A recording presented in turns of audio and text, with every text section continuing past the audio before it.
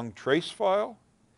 Are we looking for the wrong statement by the wrong characteristics when we ordered the data in the trace file? And then the next question is, does the query spend most of its time executing in fetch phases, not the parse? If it's most of the time in the parse, we have a parsing problem.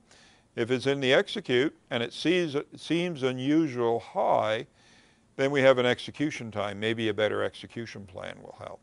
This case, we had lots of parsing, lots of executes. Most of the time is in the parsing. We should try to fix the parsing time issue. And maybe we could even get the executes bigger, because this still looks like a lot of blocks to get a few number of rows overall across 555 executions. So we have a couple of quizzes for you. We're going to read the quiz and let you have a look at it for a moment, okay? And then we'll discuss them. In an environment with an application server, it uses a connection pool, with JDBC connection pooling perhaps. You use what to identify which trace files need to be combined to get an overall trace of the application.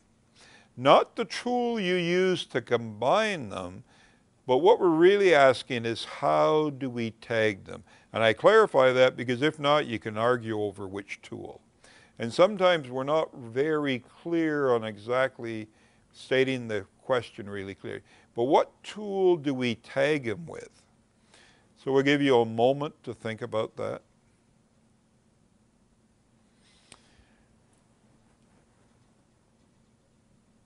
A, trace session. That's what we use to combine the multiple trace files once they're tagged.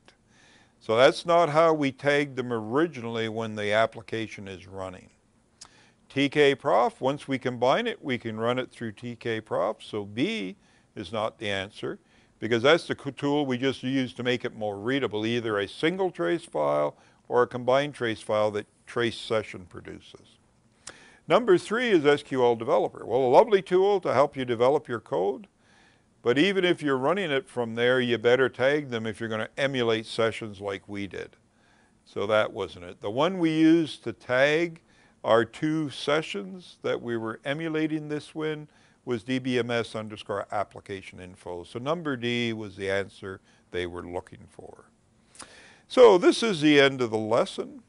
It has a very nice practice for you that does take a little time, and we'll be exploring that in the next section.